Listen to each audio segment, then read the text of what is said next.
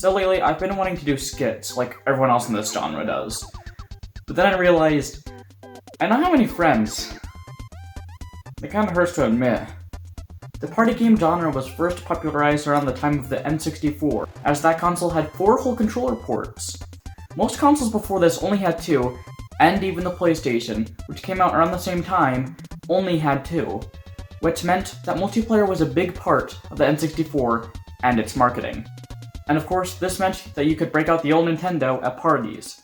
And you know me, I've been to a lot of parties. Video games have been a staple since then. Right?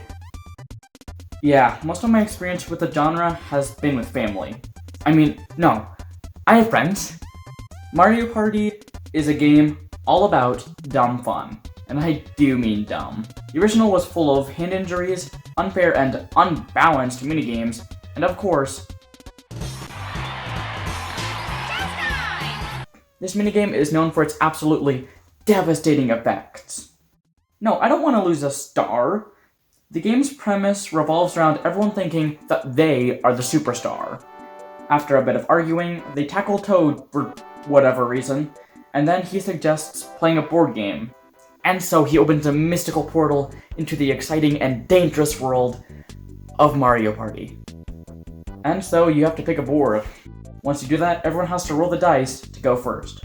Then you, get this, roll the dice to move. Yeah, there's a reason we're already on Mario Party 11. It's simple. It's a board game. Even Daryl knows how to play one. But after everyone moves, bam, minigame time. These range from the amazingness of bumper balls, which everyone seems to hate, to the crane game minigame. You just have to hope that luck is on your side, because I don't think shaking does anything. With the coins, you buy stars, which is the main objective. Despite how unfair and frustrating it may be, with friends, it's a lot of fun. But yeah, this game changed everything, giving us all this. Yes, the Wii was full of party games, and shovelware, of course.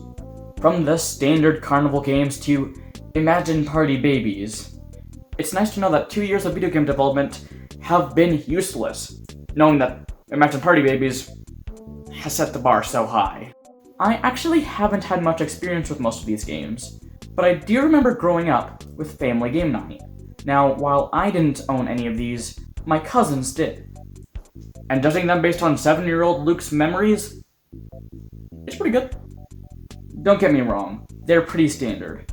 But because of the fact they already had existing games to work off of, they were quite a bit of fun.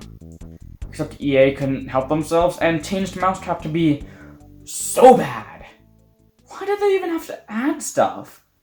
I feel like they could have just made minigames based on the giant trap. But no, they had to just make random minigames that didn't really fit. And on the topic of party games that include just a few games to mess around with, Jackbox Party Pack. Now, you're probably familiar with this, as I'm sure that a few people have pulled this out at a party.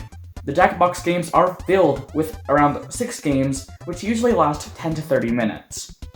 You play them with your phone or a computer, which allows you to draw, type, and have unique screens for each player.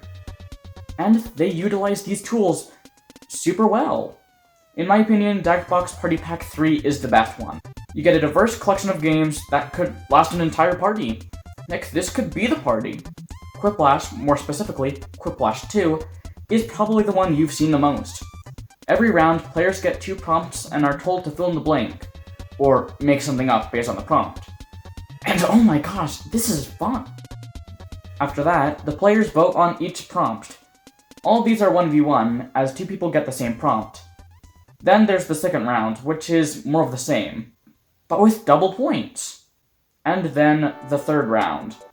While in Quiplash 3, it's the same thing where everyone has to list 3 things instead of 1 per prompt, and everyone gets it. Quiplash 2 has a few different ones you can get. Acrolash is where you try to type something funny that fits the acronym that everyone gets. I've never ever seen a good Acrolash. Then there's Comic Lash, where you fill in a speech bubble. This one can be fun, but I've seen repeats and it's just hard to do. And finally, Wordlash. It's where you write a sentence containing a word. I definitely prefer Quiplash 3 on Jackbox 6, but Party Pack 3 is still a lot better than 6. And then there's Patently Stupid. Now, this is from Jackbox Party Pack 5, and I think it's one of the most underrated. First, some problems must be brought up. Then you've got to drop a solution to someone else's problem. Then give it a little title and a tagline and send it off to the investors. The invention that gets the most votes succeeds and it gets released to the public. And the ones that don't probably have their creators thrown into a lava pit. So yeah, the party genre is quite diverse, but I'm still worried that not having any friends might look bad to the investors.